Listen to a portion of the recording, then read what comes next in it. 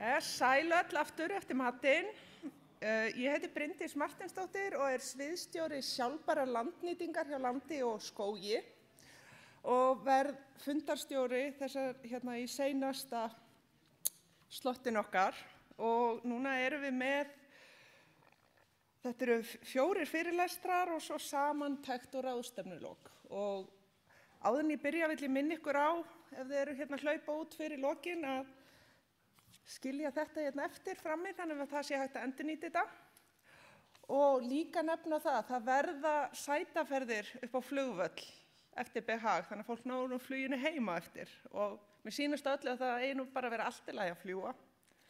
Við vonum það. Jú, á maður ekki að gera það með við það sem maður búin að heyra. Það gerist allt þegar fólk er veðurteppt. Þannig að kannski ætti maður að reyna að gera það. Það yrði mikil framþróun. En bara eins og áður þá eru fyrirlestrarnir 15 mínútur. Ég læt vita þegar eru 5 mínútur eftir og síðan stend ég upp þegar 1 mínúta eftir og nálgast lesarann. Og bara fyrstan vil ég kynna Bjarka Jónsson, framkvæmdastjóra skógarafurða og hann mun halda erindi áskoranir í timburflutningum á Íslandi. Og bara gjörðu svo vel, Bjarki.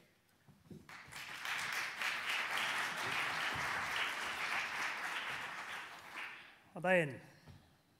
Ég vil bara byrja að óska ykkur til hamingju með land og skóga. Það verður gaman að fylgjast með.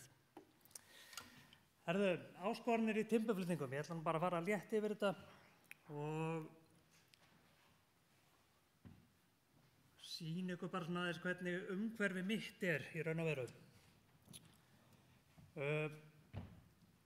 Það er mjög erfitt. Ég er búin að gera flutningabíl í 15 ára eða meira og mikið í fiskflutningum og oft talað að fiskflutningar séu með háan yfir þunga. Því það er með 4 kör í hæðina en við erum komin 1 metr í viðbót upp í loftið. Það eru 3 tonn í viðbót á þessum 1 metr og þá ertu með 9 tonn á ækinu í hæðsta metrinu. Þannig að það þarf rosalega lítið til þess að eitthvað fari úrskeiðis og sérstaklega á gatnakerfi Íslands.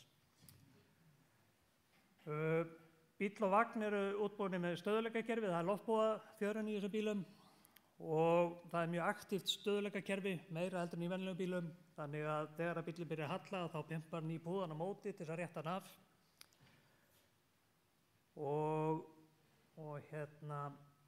Og svo sérstakar styttur á bílnum. Stytturnar eru þetta sem stendur upp í loftið og á bílnum þar eru sterkari styttur og hver einasta stytta heldur 11 tonnum. Og þær eru 4 á bílnum og það eru minni styttur á vagninum, þær halda 7 tonnum stykkið. Og þegar maður er að lesta svona bíl, þá tekur maður alltaf og lemur þunganum og lemur timbrinu ofan í styttunar. Þá glenna styttunar út og er að halda farminum. Og svo koma böndin yfir og þau sjá til þess að timbrið sé ekki að hristast upp aftur. Af því það eru styttunar sem halda farminum. Ég held að þetta sé mest áskorun fyrir okkur.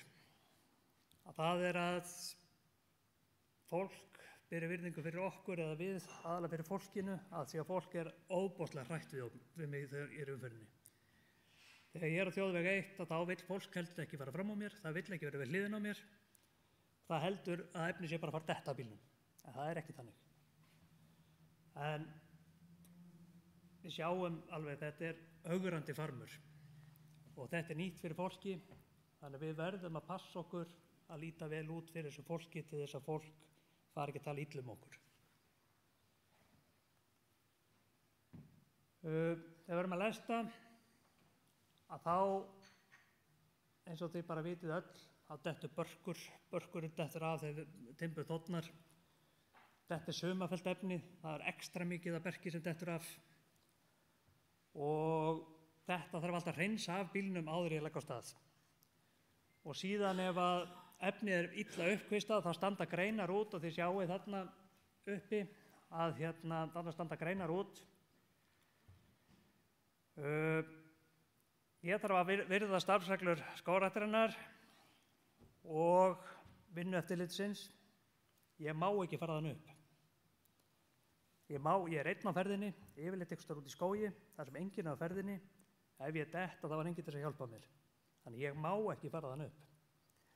Þannig ég er með stóra sveðju og svo er ég aðra stóra sveðju með 2 metra rör til þess að fara þann upp. Þannig að, en allt svona verður að vera farið að bílnum, að þegar ég mæti öðru flutningabíl, að þá slægi ég speilin hjá honum. Þannig að þetta er mjög mikilvægt. Og eins líka sé ekki eitthvað að fjúka bílnum og það sé ekki bara einhver barkar slóð eftir mér þannig að það er að fara.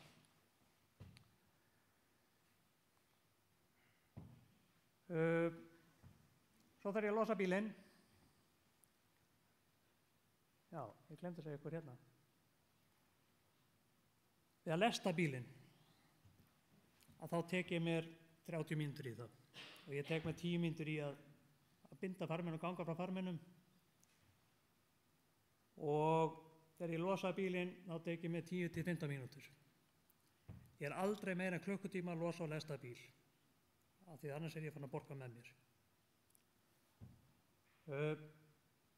Við erum inn í, þetta hérna er á Grundartanga. Við erum komið nýtt plan þar núna síðastu vorum að losa. Þannig að þar var ég bara palleinn í heiminu með gurlaranum. En áður fyrr þá fór ég inn á starfsvæði þeirra og þá mátti ég ekki labba meira en halva metur út fyrir bíl. Af því að það er fullt af öðrum tækjum á ferðinni alveg á fleygiferð. Og þess vegna er sérbúnaður á bílnum, ég tósa bara í haldfang, þá er ég búin að losa hann hinum megin og svo tósa ég strappan yfir, þannig ég er aldrei að hlaupa marga hringi kringum bílinn.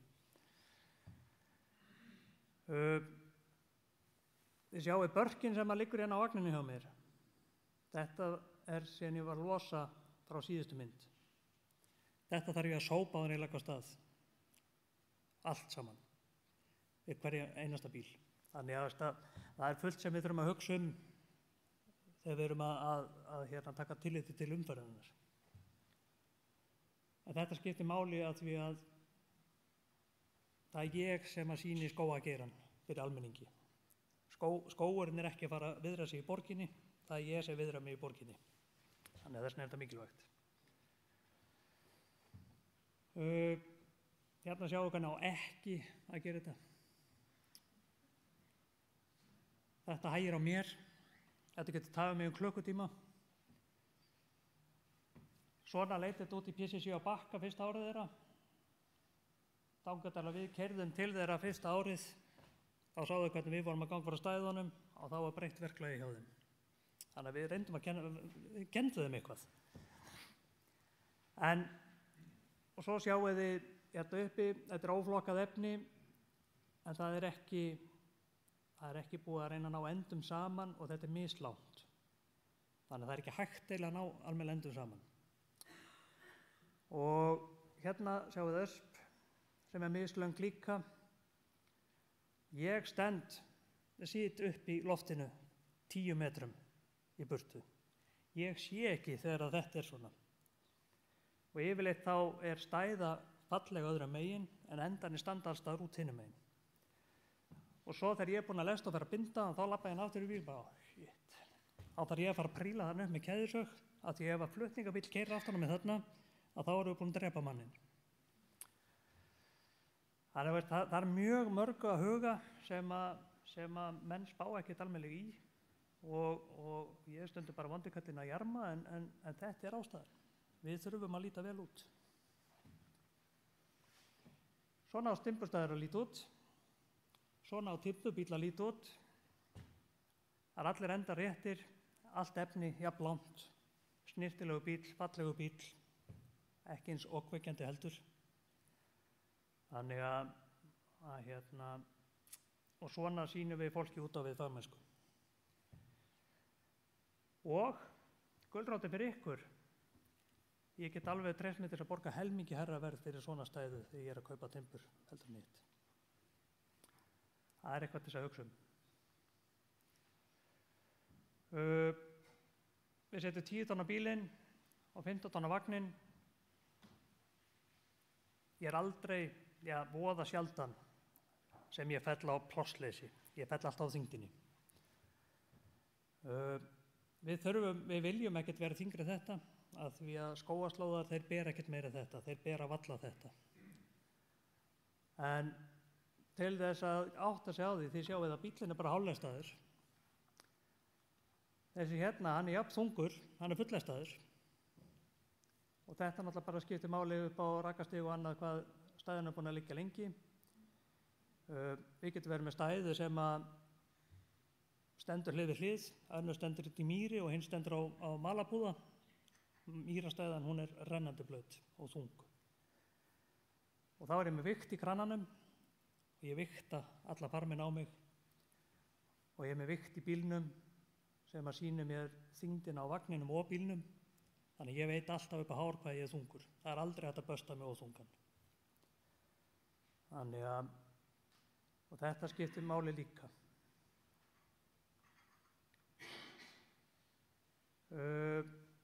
Þetta er sennilega mesta challenge svona, sérstaklega á Suðurlandi. Þegar við erum að keyra úr Haukadalsskógi í Elken, þá verðum við að ná 2 ferðum á dag. Það er 4,5 tíma keyrsla að keyra fram og tilbaka og við verðum að ná 2 ferðum á dag. Ef ég næ ekki 2 ferðum á dag, þá er ekki hægt að láta standa út í sér. Og til þess að það sé hægt, ég má bara keyra 9 tíma á dag. Það eru vökulög og þá þarf ég að fara helst á síðustu ferðinni og ég þarf að lesta bílinn og svo legg ég á stað klukkan 6 morguninn áður en umferðin fer af stað og ég er komin á Grundartanga þegar umferðin byrjar í Reykjavík. Þannig næ ég 2 ferðum á dag. Skógarslóðanar okkar, ég veit ekki hvort ég vilji fara með flutningabíl þannig í gegn, en mér var boðið en ég fór nú á traktorinn á því efnið sem var þarna. Bíllinn er 2,55 og slóði verður að vera 3,5 metrar á lágmarki, 4 metrar er æskilegt. Þegar bíll tekur beygju, að þá elti vagninn til hliðar, yfirleitt 2 metrum við hliðina er vagninn elta. Þetta eru bestu slóðanir raun og veru, settir í svona malagrús, en oft eru þeir svolítið niðurgrafnir, þá kemur svona bakki í beyjunum og þar verðum að passa sig að velta ekki vagninum. Það er mjög auðvelt að velta þessu vagnum. Svona slóði sem ég byrjaði, þurrt, svo kemur rigning og það var svona eftir 2 ferðir. Ég þurfti að stoppa og eina göfni þurfti að koma að laga. Þannig að, og hérna, ég lagði vagninu mín með, þetta er heima, ég lagði vagninu hana fyrir innan, deginum áður, fór svo alltaf að ná í hann, bakkaði að honum og sökk og kafi í drullu. Þannig að þetta er svo fljótt að gerast. Þess vegna þurfum við að hafa svolítið undirlag undir og passa að slóðanir séu breiðir, þannig að þoli þetta. Snúningsplönin, þarna er bara mjög gott snúningsplan, nema það er 1 kall á því.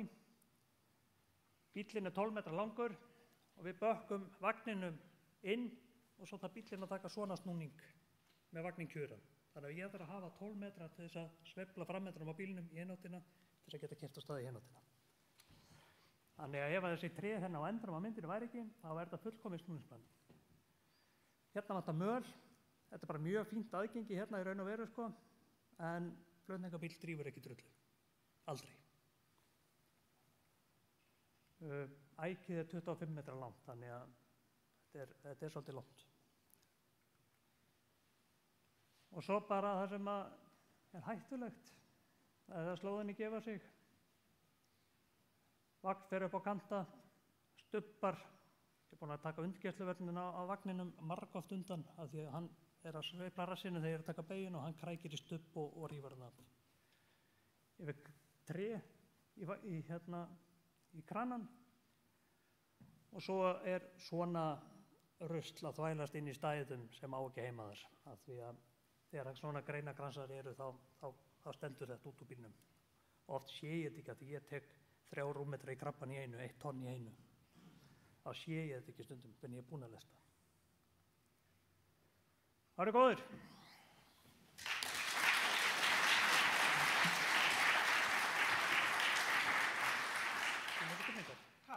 tíma fyrir spurningar? Jú, það er spurningar, bara takk fyrir og bara spurningar.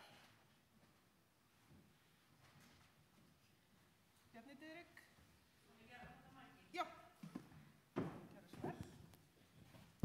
Já, takk fyrir Bjarki. Við vorum að ræða talsveit í gær einmitt innviði í Nytjaskógum og nú ert þú búinn að vera að heimsækja svona flest eldri skógræktarsvæði á Íslandi.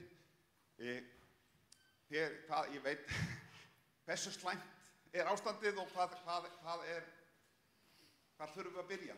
Ég get alveg sagt að ég sýndi þér ekki vesturmyndirnar. Ég held ég ætti fleiri myndir en fann ekki vesturmyndirnar. Ég held að gamli slóðinn niður á Bíkóplan í Haukadal sé besti slóðinn sem við höfum að bjóða. Vaglaskógar hefur náttúrulega malbikaplan sem er hægt að keyra á og Rúnar hefur duglegur að koma þessu á góða staði sko. En ég hef farið yfir ár og allan fjandann til þess að komast í stæður sko. En það er líka rosalega vont þegar að menn eru með snúningspláss einhvers staðar langt í burtu og ég er að eyða kannski korteri að keyra fram hjá stæðunni, fara, snúa við og koma tilbaka. Þannig að tíminn skiptir máli, það skiptir öllu máli. Jæja, þá er tíminn búinn, bara takk fyrir og ég mun allavega að... Takk fyrir mig. Takk. Það er að ljúka.